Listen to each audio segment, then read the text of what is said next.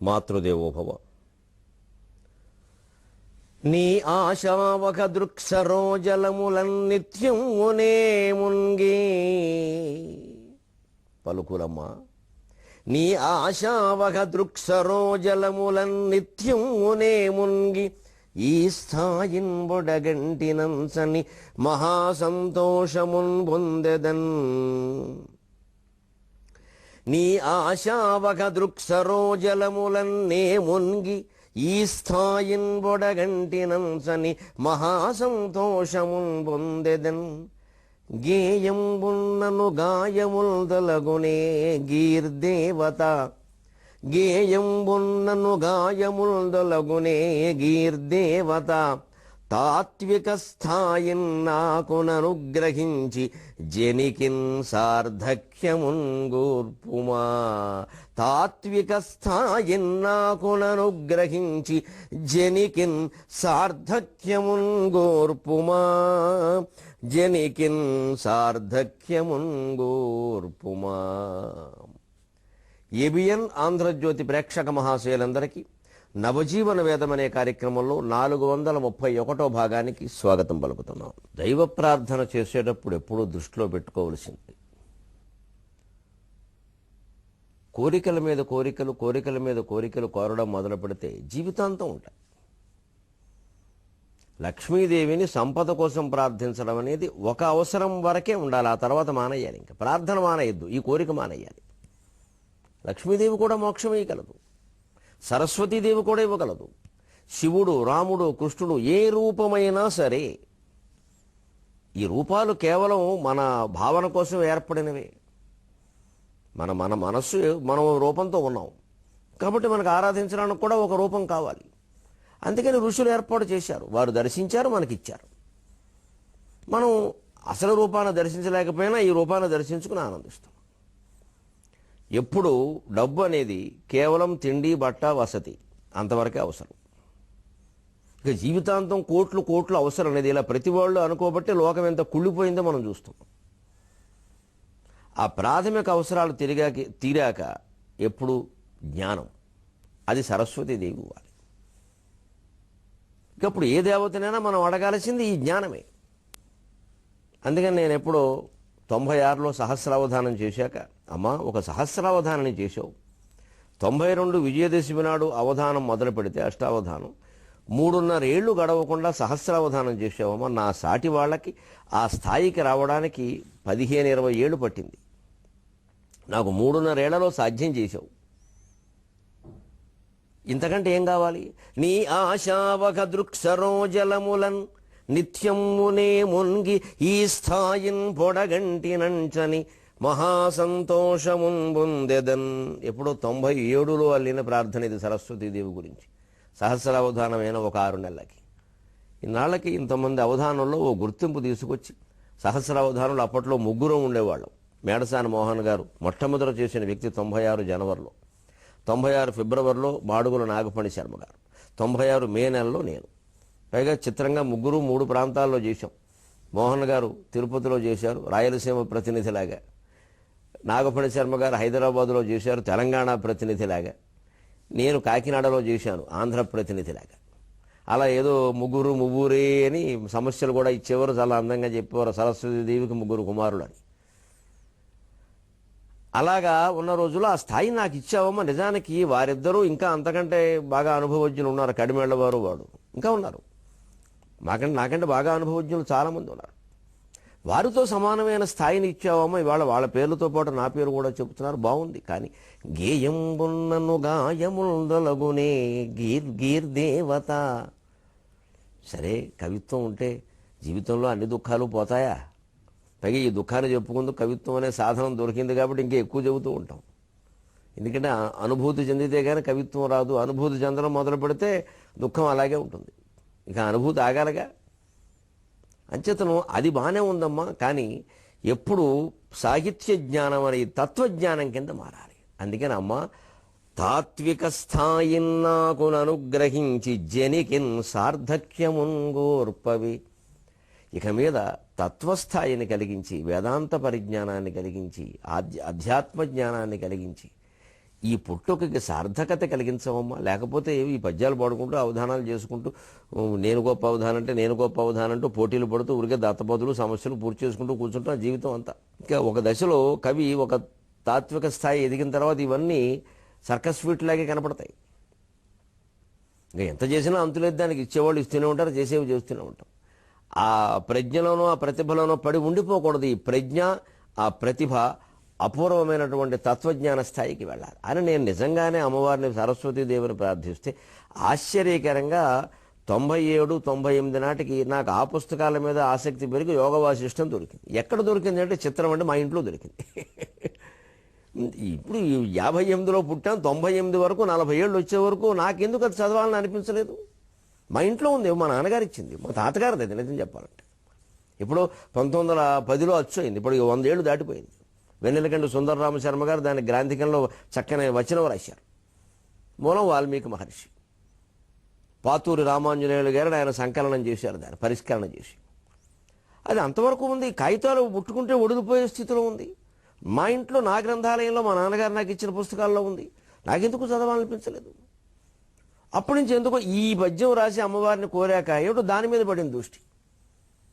అక్కడి నుంచి ఆ రకమైన గ్రంథాలు చదవడం, భగవద్గీత మరోసారి పూర్తి తాత్విక దృష్టితో చదవడం. ఏదో వ్యక్తిత్వ వికాసం ధోరణి అది వేరే, తాత్విక దృష్టి వేరే. ఎంత వ్యక్తిత్వ వికాసమైనా లౌకికమేగా, దాని తాత్విక దృష్టి వేరే. గీతా మకరందం చదవడం, ఇవన్నిటితో తాత్విక స్థాయి కూడా ఏర్పడి ఇవాళకి 98 నుంచి మళ్ళీ సుమారుగా 20 ఏళ్ళు 17 ఏళ్ళు దాటింది కదండి. ఇప్పటికీ సాహిత్యం కంటే కూడా తత్వమే మనస్సుకు బాగా ఇష్టం అవుతుంది. అది ఏదైనా వేదాంత గ్రంథమా, తాత్వికమా అయితే చదువుదాం. సరే, సాహిత్యం వశ్చరిత్ర మనుచరిత్ర అన్నీ చూసాం, ప్రయోగాలన్నీ చూసాం, అన్నీ చదువుతున్నాం, ఇంకా చదువుతూనే ఉన్నాం సరదాకి. ఇవన్నీ విన్యాసాలు. అసలైనటువంటి సన్యాసం ఉండాలిగా, విన్యాసంతో ఆగిపోతే అలాగే. ఈ స్థాయి క్రమంగా మనిషికి మామూలు పరిజ్ఞానం నుంచి సాహిత్య పరిజ్ఞానం, సాహిత్య పరిజ్ఞానం నుంచి తాత్విక జ్ఞానం, అంతిమంగా కవిత్వము, సంగీతము, నాట్యము అన్ని కళలు కూడా రాముణ్ణి చూపించకపోతే అనవసరం అన్నాడు త్యాగరాజు. సంగీతము, జ్ఞానము, ముక్తి విన మోక్షం అనేది లేకపోతే సంగీతం దేనికి పనిలేక. ఈ ఊరికి బిరుదులు పొందడానికి బిరుదులు, పదవులు, ఇవన్నీ వీటి పరణారి పదవులు, వీటి మీద దృష్టి ఉంటే ఇంకా సంగీతం ఎందుకు అని త్యాగరాజు, రామదాసాదులు అందరూ అన్నమాటే కదండి. అందుకని క్రమంగా మనం ఆ స్థాయిని కోరుకుంటే ఏ దేవతని మనం ఎలవేలుపుగా ఆరాధన చేస్తున్నామో ఆ దేవత అన్ని ఇస్తుంది. అదే ఆ లక్ష్మీదేవే ముక్తి ఇస్తుంది, ఆ లక్ష్మీదేవే సాహిత్యం ఇస్తుంది, ఆ సరస్వతీదేవే సంపద కూడా ఇస్తుంది. సరస్వతి సంపద ఇవ్వదు, లక్ష్మి ఏమో ముక్తి ఇవ్వదు, వీళ్ళు ఏదో శాఖలు వేరే అను, ఇదంతా మన భ్రమ. ఆ ఎలవేలుపుని వదిలిపెట్టవలసిన అవసరం లేదు. ముఖ్యంగా లక్ష్మీదేవిని ప్రార్థించేవారు డబ్బు గురించి ప్రార్థన చేయడం అనేది ఒక అవసరం తీరాక మానేయాలి. ఇక జీవితాంతం డబ్బే అంటే ఇక జబ్బే అవుతుంది చివరికి. డబ్బు అలా డబ్బు జబ్బు అవుతుంది. డబ్బు ఉండదు,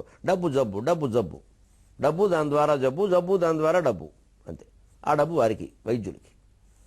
డబ్బును కొట్టుకోవాలనుకున్న జబ్బును కొట్టుకోకూడదు. ఇది మనం గ్రహింతుముగాక. ఇప్పుడు రావణాసురుడు కూడా ఎలాగా పతితం అయిపోయాడో అవన్నీ చెప్పిన తర్వాత త్రిజట ఒక్క మాట అంటుంది, వెర్రిమొహాలారా, అసలు మీకు తెలియడం లేదు కానీ ఎవరు గెలుస్తారో, ఎవరు ఓడిపోతారో, ఎవరు చనిపోతారో, ఎవరు అమృతపుత్రులు అవుతారో మీకు తెలియడం లేదు కానీ మనల్ని ఎప్పటికైనా రక్షించేది ఈ తల్లేనే.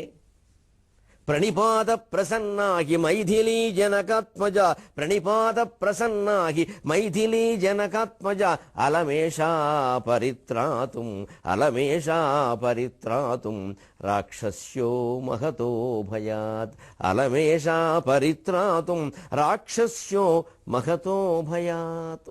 ప్రణిపాత ప్రసన్నాహి మైథిలీ జనకాత్మజ, అలమేషా పరిత్రాతుం రాక్షస్యో మహతో భయాత్. రాక్షస్య, ఓ రాక్షస స్త్రీలారా, హే రాక్షస్య, ఇది సంబోధన వినండి. మహతో భయాత్, నిజానికి మనం చాలా భయపడిపోవలసిన సందర్భంలో ఉన్నాం. మీరు ఆవిడ భయపడతారేమిటి?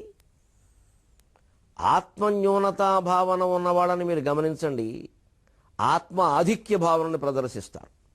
కొంచెం ఇవాళ వాళ్ళకి అర్థమయ్యేలా చెప్పాలంటే ఇన్ఫీరియారిటీ ఉన్నవాడు సుపీరియారిటీని ప్రదర్శిస్తాడు. లోకంలో చాలా మంది దగ్గర చూస్తాం ఇది.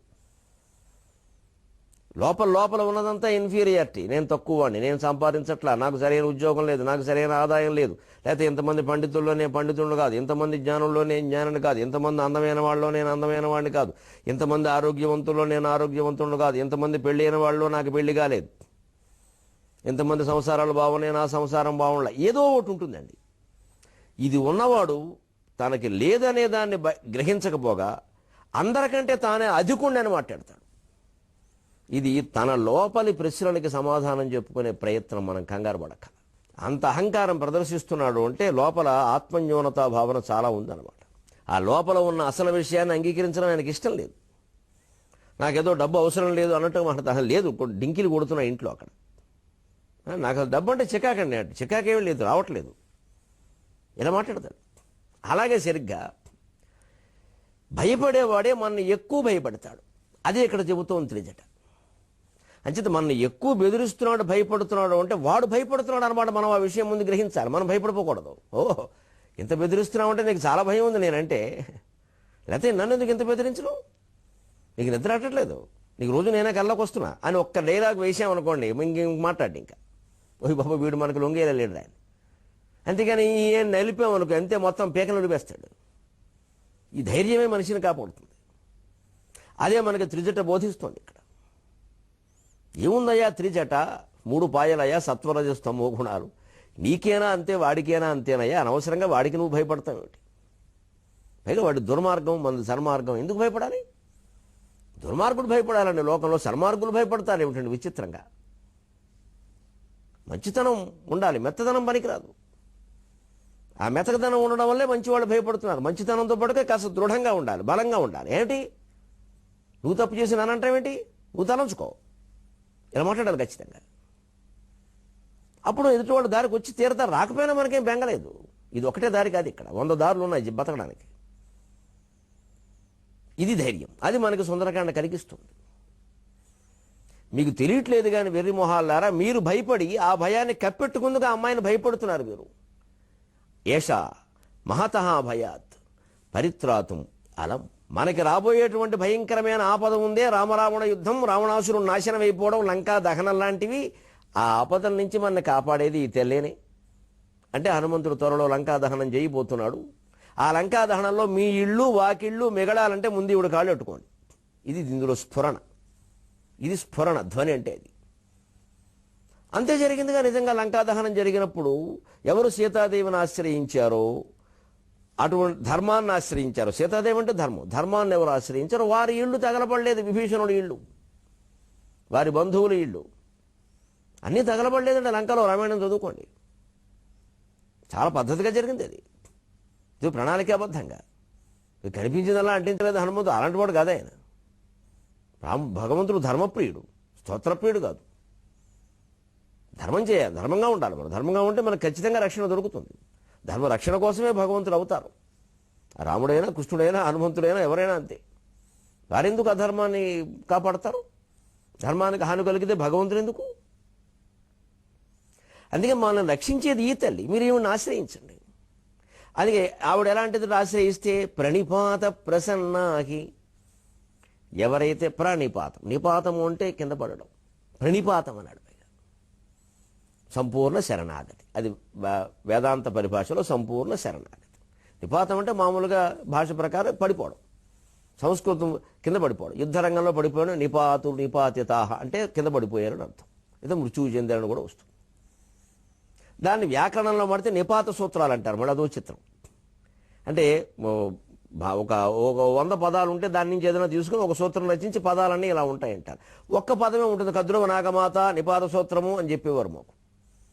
కద్రువ అనే మాట ఉంది. దాన్ని ఎలాగో దాని ధాతువు ప్రాతిపదిక ప్రత్యయాలు సాధించడం కష్టం. కానీ మరి వాడేశారు చాలామంది కవులు కద్రువ నాగమాత. ఆ నాగమాత ప్రసక్తి వచ్చినప్పుడు కద్రువ అనేది వాడేయండి, ఇంకా మాట్లాడకండి కొన్ని అంతే. ఇలాగే సంస్కృతంలో చిత్రంగా కొన్ని సుహృత్ స్వామి లాంటివి ఉన్నాయి. పితృవ్య మాతృ భ్రాతుల భ్రాతృ శబ్దాలు కొన్ని ఉన్నాయండి. వాటిని మాగుడు శిశుపాల వధలో చాలా చిత్రంగా వాడాడు. శ్రీకృష్ణుడికి శిశుపాలుడికి జరిగినటువంటి యుద్ధరంగంలో ఇక పిల్లలు పెద్దలు మేనమామలు బంధువులు అందరూ పినతండ్రులు పెత్తండ్రులు అందరూ పడిపోయారట. ఆ యుద్ధరంగం ఎలా ఉందంటే పాణిని వ్యాకరణంలో ఉందిట. నిపాతిత సుహృత్స్వామి పితృవ్య భ్రాతృమాతులాక, నిపాతిత సుహృత్స్వామి పితృవ్య భ్రాతృమాతులాక, పాణినీయమివాలోకి సంభిధీరైస్తత్సమరాజిరం, పాణినీయమివాలోకి ధీరైస్తత్సమరాజిరం. తత్సమర ఆజిరం, ఆ యుద్ధ ప్రాంగణం అంతా, కృష్ణ శిశుపాలుడికి సంగ్రామం జరిగినటువంటి యుద్ధ ప్రాంగణం అంతా ఎలా ఉంది అంటే పాణినీయం ఇవాలోకి, పాణిని వ్యాకరణంలో ఉందన్నాడు. మహాకవులు తమ శాస్త్ర పాండిత్యాన్ని కవిత్వంలో అలా చూపించారు. శాస్త్ర పాండిత్యం సూర్యకాంతి, కవిత్వం చంద్రకాంతి. సూర్యకాంతిని చంద్రకాంతి చేస్తే ఆహ్లాదంగా ఉంటుంది, కాబట్టే మనం చంద్రకాంతిని ఆనందించగలుగుతాం. కవి చేయాల్సిన పనిది శాస్త్రాలు బాగా చదవాలి, అదంతా మొత్తం గుప్పించకూడదు. ఆ శాస్త్ర పాండిత్యాన్ని కవిత్వంలోకి మార్చి అందించాలి. కాచిన పాలని తోడుపెట్టిన తర్వాత మజ్జిగ పెరుగు అయ్యాక ఆ గడ్డ పెరుగుని వెన్న తీసి అందించినట్టుగా. కవిత్వం అంటే నవనీతం, గడ్డ పెరుగు కాదు. గడ్డ పెరుగు శాస్త్రం, అది కాస్త అరగడం కూడా కష్టం. నవనీతం వేరు, చిన్నపిల్లలకే పెడతారు. కవిత్వం అలా ఉండాలి. అలా చేస్తున్నాడు ఇక్కడ. ఎందుకుంది అంటే నిపాతిత సుహృత్ అంటే మిత్రుడు, స్వామి. ఆ సుహృత్ శబ్దం ఒకటి, స్వామి అంటే యజమాని. ఇక్కడ అందరూ పడిపోయారు, మిత్రులు పడిపోయారు యుద్ధరంగంలో. శిశుపాలుడి మిత్రులు, కొంతమంది కృష్ణుడి మిత్రులు కూడా కావచ్చు. స్వామి యజమానులు పడిపోయారు, పితృవ్య పినతండ్రులు పడిపోయారు, భ్రాతృ అన్నదమ్ములు పడిపోయారు, మాతులాహ మేనమామలు పడిపోయారు. కాబట్టి నిపాతిత, వీళ్ళందరూ నిపాతితులు అయ్యారు. మరి అలా ఉన్న యుద్ధరంగం పాణిని వ్యాకరణంలో ఉండడం ఏంటంటే, పాణిని వ్యాకరణంలో ఈ సుహృత్ స్వామి పితృవ్యభ్రాతృమాతుల, సుహృత్ శబ్దం స్వామిని శబ్దం, పితృయు శబ్దం, మాతుల శబ్దం, భ్రాతృ శబ్దం నిపాతం చేశాడు. ఇవి ఇలాగే ఉంటాయి, ఇలాగే వాడుకోండి అని చెప్పడం. ఇంక దాని గురించి వివరణ లెక్కలేదు. అంత చమత్కారంగా చెప్తారని కవిత్వం. నిపాతిత సుహృత్ స్వామి పితృవ్యభ్రాతృమాతులాక, పాణినీయమివాలోకి ధీరైస్తత్సమరాజిరం.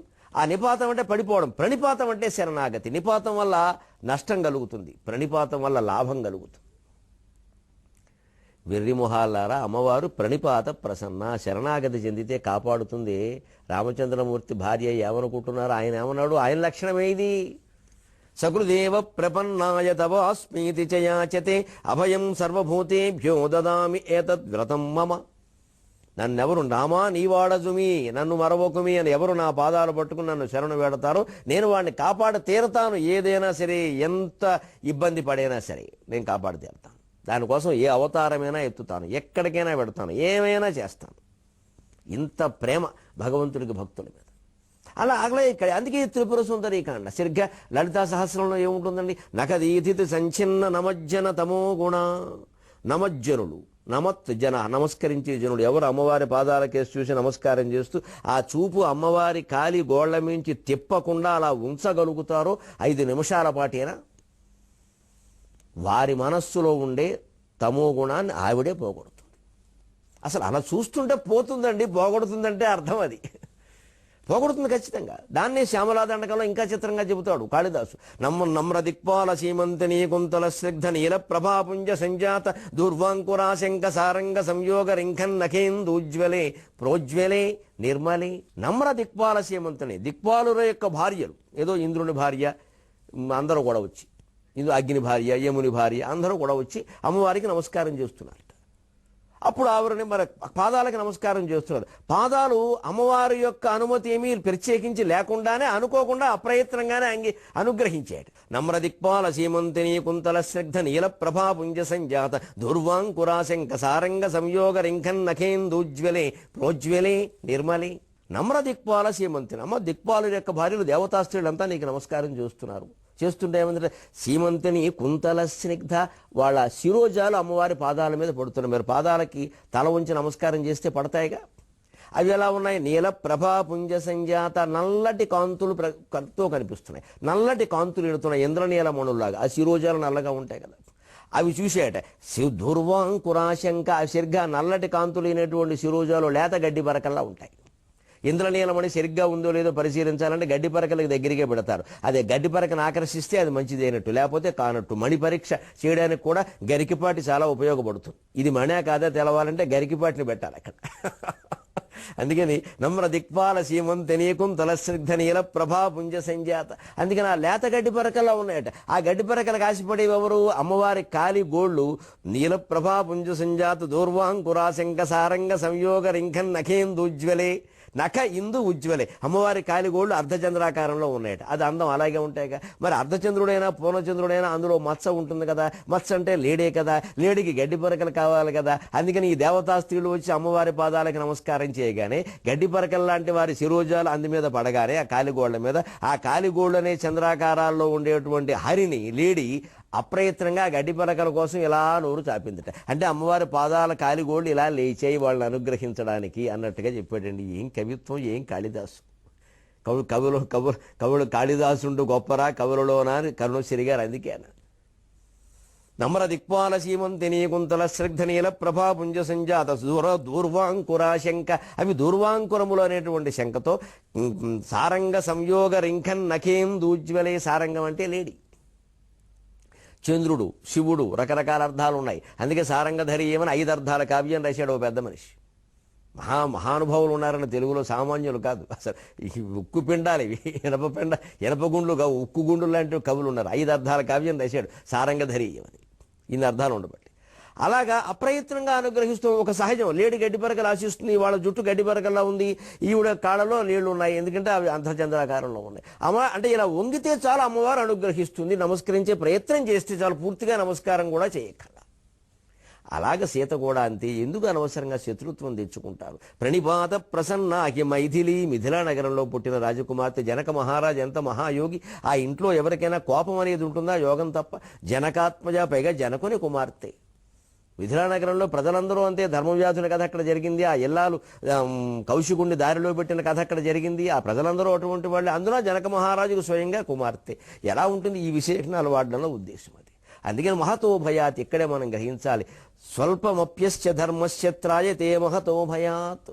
మనం ధర్మాన్ని కాపాడడానికి ఏ కొంచెం ప్రయత్నం చేసినా అది మనని పెద్ద భయాల నుంచి కాపాడుతుంది అని భగవద్గీతలో చెప్పాడు. అంటే ఇక్కడ ఈవిడ్ని కాపాడే ప్రయత్నం చేయండి, అనవసరంగా భయపెట్టకండి, జరగబోయేది మీకు తెలియదు ఉంది. దీనికి తగినటువంటి తెలుగు పద్యం సరిగ్గా అమ్మవారు త్రిశక్తి స్వరూపిణి. అదే మనకి కనకధారాస్తవంలో చెబుతారు. గీర్దేవతేతి గరుడధ్వజ సుందరీతి శాకంభరీతి శశిశేఖర వల్లభేతి సృష్టిస్థితి ప్రళయకేండుషు సంస్థితాయై తస్యై నమస్త్రిభువనైక గురోస్తరుణ్యై.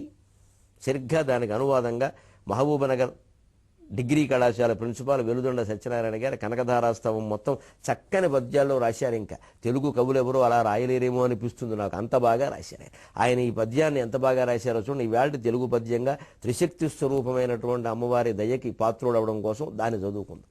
శారద చంద్రికాచరణ చారు శరీరిణి అయిన వాణిగా, క్షీర సముద్ర జాతసు విశిష్ట సమీక్షితయైన లక్ష్మిగా, మారతనూహరార్థ సుకుమార తనూహరి అయిన గౌరిగా, ఆరసి కొందు 3 దశలందున 3 జగాలలీలగా. శంకరాచార్య శ్లోకాన్ని ఎంత చక్కని తెలుగు పద్యంలో అనువాదించారని. అనువాదం అంటే ఇలా ఉండాలి. అతివాదంలా ఉండకూడదు అనువాదం, తక్కువ అల్పవాదంలా ఉండకూడదు. అనువాదమే. గీర్దేవతేతి గరుడధ్వజ సుందరీతి శాకంభరీతి అని 3 మాటల్లో ఆయన చెబితే 3 పాదాల్లో ఈయన చెప్పారు. అనువాదం అంత బాగుండాలి. శారద చంద్రికా చరణచారు శరీరిణి అయిన వాణిగా. శరత్కాలం శారద చంద్రిక అంటే సరస్వతీదేవిని ఎత్తి మీద చంద్రకళని అర్థం చెప్పకూడదు, కుదిరినా సరే. శారద చంద్రిక అంటే శరత్కాలపు చంద్రకళ. ఇప్పుడు శరత్కాలంలోనే ఉన్నాం, మనకు అర్థమవుతుంది. చరణ ఆ చంద్ర కిరణాలు, వెన్నెల కిరణాలు. చారు శరీరిని, శరత్కాలపు వెన్నెల కిరణాలు ఎలా ఉంటాయో సరస్వతీదేవి స్వరూపం అలా ఉంటుంది. శారద చంద్రిక చరణచారు శరీరిణి అయిన వాణిగా. అలాగే లక్ష్మీదేవి క్షీర సముద్రజాతసు విశిష్ట సమీక్షిత అయిన లక్ష్మిగా. ఆ శారద చంద్ర కిరణాలు తెలుపు కాబట్టి రెండోది కూడా తెలుపు వాడేరు ఈయన. శంకరాచార్య కేవలం గీర్దేవతేతి గరుడధ్వజ సుందరీతి శాకంభరీతి అన్నారు. అక్కడ ఈ విశేషాలు లేవు, ఈయన ఈ విశేషాలు పెట్టాడు. ఒక్కో పుట్టుక వెంటే అలాంటి వాళ్ళు ఉంటారు. అనామకుడు అయిపోయాడు పాపం ఉద్యోగంలో పడి. అందుకే నాకు ఆయన అంటే చాలా ప్రేమ. ఆ పద్యాలు జనంలోకి తీసుకెళ్లాలని ఓ తపన. మంచి కవిత్వం మనకే. నాకేమైనా చుట్టమా మేనత్త కూడుక, ఏ కులమో కూడా నాకు తెలియదు. పుస్తకం చదివాం, బాగుంది చెబుతున్నాం అంతే, నిష్కల్మషం అంటే అంతే. కవిత్వం మంచిది ఎవరైతే మనకే. అందుకని క్షీర సముద్ర జాతసు విశిష్ట సమీక్షిత. లక్ష్మీదేవి ఎరుపు రంగు, కానీ పాలసముద్రంలో పుట్టింది, అది స్వచ్ఛం. అంచేత అది ఆవిడ ఆ తెలుపును వర్ణిస్తున్నాడు. క్షీర సముద్రజాతసు విశిష్ట సమీక్షిత అయిన లక్ష్మిక. మరి కాళికాదేవి అమ్మవారు నల్లగా ఉంటుంది, మరి ఆవిడలో తెలుపు ఎక్కడ పట్టుకోవాలంటే పట్టుకోవచ్చు కవి దృష్టి ఉంటే. మారతనూహరార్థ సుకుమార తనూహరి అయిన గౌరిగా. శివుడు తెలుపు కదండి, ఆయన శరీరంలో సగం కదండి ఈవిడ, అప్పుడైనా కాస్త తెల్లగా మారకుండా ఉంటుందా? అందుకని మారతనూహర అర్ధతనూ శరీరిణి అయిన గౌరిగా, మనోహర శరీరిణి అయిన గౌరిగా. మారతనోహర అర్థ సుకుమార శరీరిణి అయిన గౌరిగా.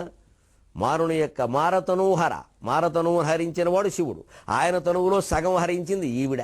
ఆయన మన్మధుడి శరీరాన్ని పూర్తిగా హరిస్తే ఈయన శరీరంలో ఈవిడ సగం హరించింది. నన్ను ప్రేమించని చెప్పిన వాడిని చంపేస్తావా, నేను ఊరుకుంటానా అని చెప్పేసి ఇందుకు బాకీగా నీ శరీరంలో సగం నాకు ఇవ్వాల్సిందే అని పుచ్చుకుంది. ఆయన ఇచ్చేశాడు అంతే. పెళ్ళి అయ్యేవరకే మగవాడి నాట్య కార్యక్రమాలన్నీ, అయిన తర్వాత చుట్టూ తిరగడమే చేసేదేముంది కనుక. మారతనూహరార్థ సుకుమార తనూహరి అయిన గౌరిగా. అందుకే గౌరిగా అని వాడారు ప్రత్యేకం. ఇక్కడ గౌరి అంటే తెల్లని వర్ణం కలిగిందని అర్థం. ఆరసికొందు 3 దశలందున 3 జగాల లీలగా. నిన్ను 3 దశల్లోనూ 3 జగాల యొక్క లీలగా. 3 జగాలు అనుకున్నా, 3 పాయలు అనుకున్నా, త్రిగుణములు అనుకున్నా, సత్వరజస్తమో గుణాలే కదండి. సత్వము తెలుపు, రజస్సు ఎరుపు, తమో గుణము నలుపు. ఇక్కడ పార్వతీదేవిని కూడా తెల్లటి గుణాలతో శోభింపజేశారు, అర్ధనారీశ్వరుడు అనే ఉద్దేశంతో. లక్ష్మీదేవిని కూడా తెల్లగా వర్ణించారు, క్షీర సముద్రంలో పుట్టిందని. సరస్వతీదేవి ఎలాగూ సర్వశుక్లాము సరస్వతి. ఇంతటి గొప్ప సాహిత్యం మనకుందండి. అటువంటి దాన్ని మనం అందుకుందాం. మళ్ళీ 23:30 గంటల్లో కలుద్దాం. అంతవరకు తెలుగు సరస్వతిని మనం కాపాడుకుందాం. సెలవు.